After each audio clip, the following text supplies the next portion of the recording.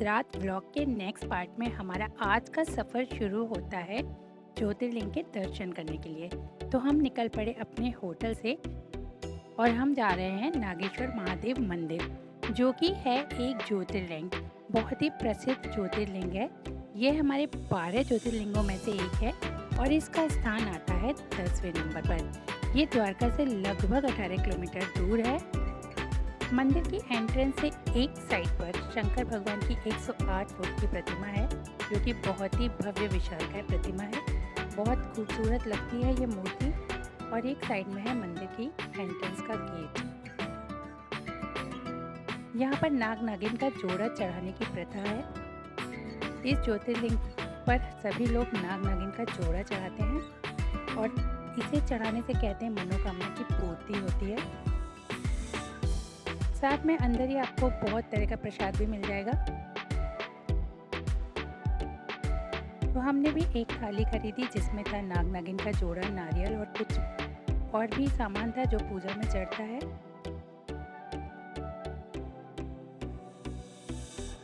ज्योतिर्लिंग के सामने विराजमान थे नंदी जी, जिनकी पूजा अर्चना की और इसके बाद हमने जाकर नाग नागिन का जोड़ा चढ़ाया। तो गर्भगृह में किसी को भी जाने की अनुमति नहीं थी। यहाँ पर बाहर से ही दर्शन करने को दिया जाता है। और नाग नागिन का जोड़ा हमने पंडित जी को देकर चढ़वा दिया। मंदिर में ही यहाँ पर एक दुर्गा जी की बहुत ही खूबसूरत मूर्ति है, जिसके ऊपर एक बड़ा सा त्रिशूल आपको देखने को मिलेगा। मंदिर के कैंपस में शंकर पार्वती जी की मूर्ति, हनुमान जी और गणेश जी के साथ है, जो कि बहुत पुरानी मूर्ति है। साथ ही में नंदी जी की मूर्ति 18वीं शताब्दी से यहाँ पर लगी हुई है। साथ ही कैंपस में एक धूना है जो कि हमेशा जलता रहता है। तो इसकी जो बभूत होती है वो यहाँ पर प्रसाद के रूप में दी जाती है। तो हमने कर लिया था दर्शन। तो नागेश्वर मंदिर के दर्शन के बाद हम निकल पड़े थे सोमनाथ के लिए।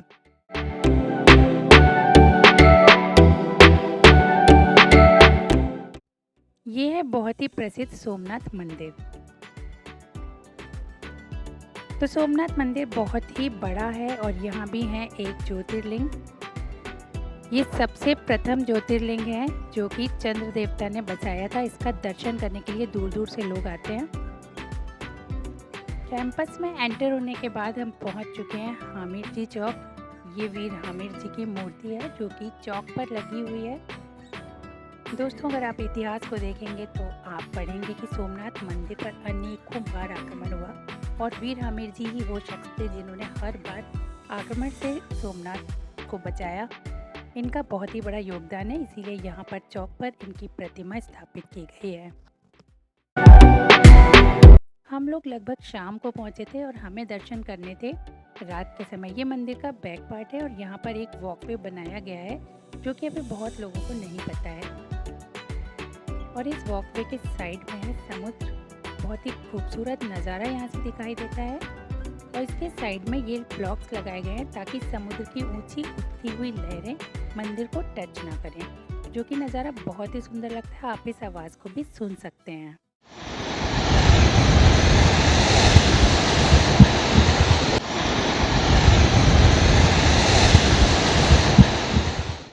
तो ये है मंदिर का बैक साइड। दर्शन करने के लिए हमें फ्रंट साइड से जाना होता है, लेकिन अंदर शूट करना अलाउड नहीं था, इसलिए हमने शूट नहीं किया। और अब हो चुकी थी रात में हमने किया दर्शन।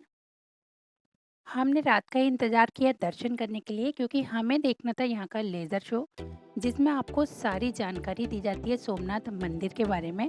तो यहाँ आए तो इस लेज़र शो को मिस बिल्कुल भी ना करें। वापस आते समय रास्ते में 5 और शिवलिंग की जानकारी दी गई थी, जिसमें हमें 2 का ही दर्शन हुआ। 3 शिवलिंग हमको नहीं दिखाई पड़े, जो कि कभी दिखते हैं कभी नहीं दिखते हैं। उनका दर्शन बहुत ही दुर्लभ होता है। समुद्र में ज्वार और भाटा आने की वजह से इन शिवलिंग का दर्शन मुश्किल हो जाता है। बाकी 2 शिवलिंग हमको बहुत ही अच्छे से दिखाई पड़े। तो त्रिवेणी संगम के लिए अब हम लोग जा रहे हैं और रास्ते में बहुत ही खूबसूरत नज़ारा हमको दिखाई दे रहा है।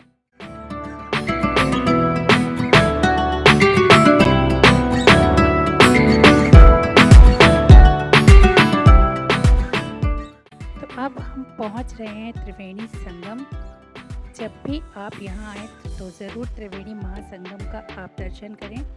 ये हिरण, कपिला और सरस्वती नदी का संगम है, जिसमें कि सरस्वती नदी लगभग लुप्त सी नज़र आती है, तो यहाँ पर समुद्र भी आकर मिलता है, इसलिए इसे बोलते हैं त्रिवेणी संगम। मंदिर की एंट्रेंस पर आपको ये मसाले वगैरह बिकते हुए दिखाई देंगे, क्योंकि ये यहाँ का मेन उत्पादन है। काफ़ी अच्छी मात्रा में और बहुत ही रीज़नेबल प्राइसेस में ये यहाँ पर मिल जाते हैं।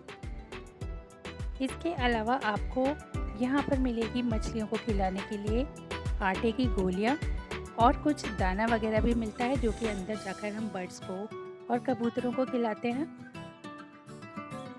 ये बहुत ही खूबसूरत और पवित्र स्थान है। यहाँ पर बहुत सारे घाट वगैरह बने हुए हैं।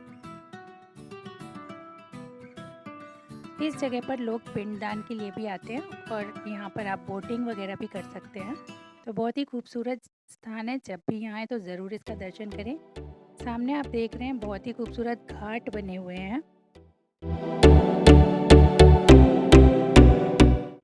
तो यहाँ पर आप कर सकते हैं बहुत ही खूबसूरत सी फोटोग्राफी। बहुत ही अच्छा बैकग्राउंड आता है।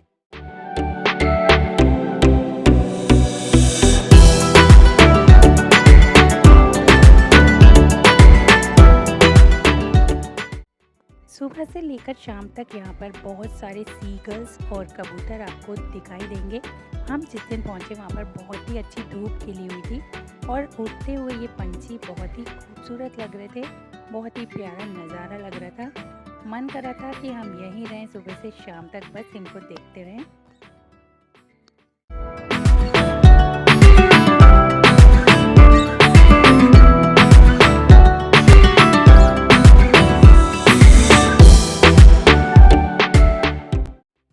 तो काफ़ी देर हम लोग यहाँ पर रहे इस संगम पर।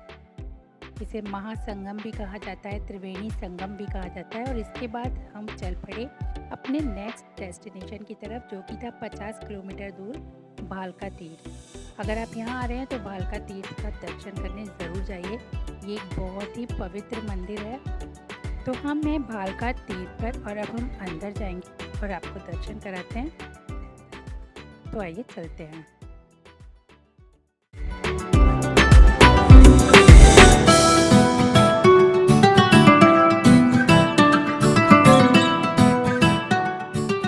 ये मंदिर का एंट्रेंस गेट है और इसके सामने ही है मंदिर। और भी छोटे छोटे कई मंदिर हैं यहाँ पर, लेकिन सबसे पहले हम चलेंगे मेन मंदिर की ओर और मैं अंदर चल के आपको सारी चीज़ों का दर्शन कराऊंगी।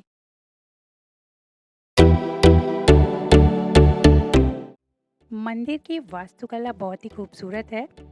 आप देख सकते हैं इसके पिलर्स पर बहुत छोटी छोटी नक्काशी की गई है।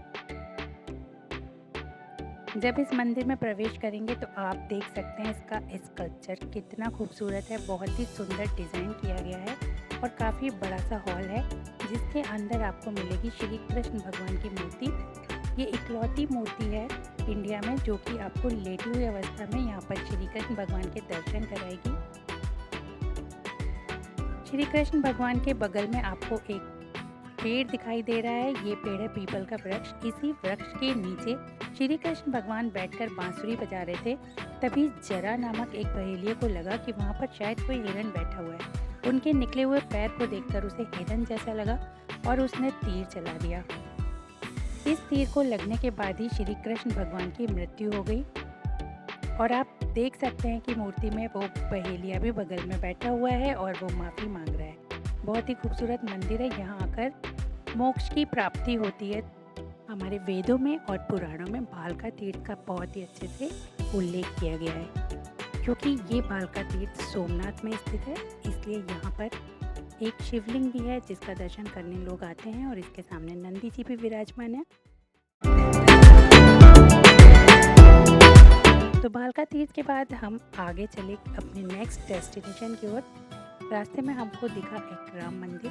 बहुत ही भव्य, बहुत ही खूबसूरत राम मंदिर भी सोमनाथ में आपको देखने के लिए मिल जाएगा। भीड़ होने की वजह से हम इस मंदिर के अंदर नहीं गए, तो आपको बाहर से ही दर्शन करा देते हैं। ये राम मंदिर बहुत ही खूबसूरत है, इसका दर्शन भी आप कर सकते हैं यहाँ आकर। और इसके बाद हम पहुँच चुके थे शिवराजपुर बीच पर, जो कि बहुत ही खूबसूरत बीच है। यहाँ पर लोग घूमने आते हैं, पिकनिक मनाने आते हैं। तो ये बीच की एंट्रेंस है और एंट्रेंस पर थोड़ा सा मार्केट भी लगा हुआ है। हम पहुंच चुके हैं बीच पर। बहुत ही ठंडी ठंडी हवा चल रही थी और बहुत ही प्यारा नज़ारा था।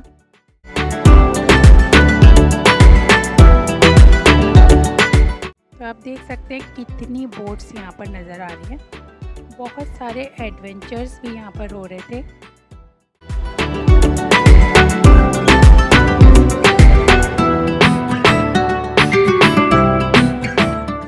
काफ़ी संख्या में यहाँ पर लोग आए हुए थे। बहुत बड़े बड़े ग्रुप्स भी आए हुए थे पिकनिक मनाने के लिए। और यहाँ पर बहुत कुछ था एंजॉय करने के लिए। हमने यहाँ पर काफ़ी फ़ोटोग्राफी की और बहुत एंजॉय किया। तो अगर आप चाहते हैं कि एक नीट और क्लीन बीच पर एंजॉय करना, तो इस बीच पर आप ज़रूर आएँ। बहुत ही अच्छा लगेगा आपको। बहुत सारे सैलानी यहाँ पर आते हैं। तो कुदरत के इस दृश्य का आनंद लेने के लिए आप यहाँ पर आ सकते हैं।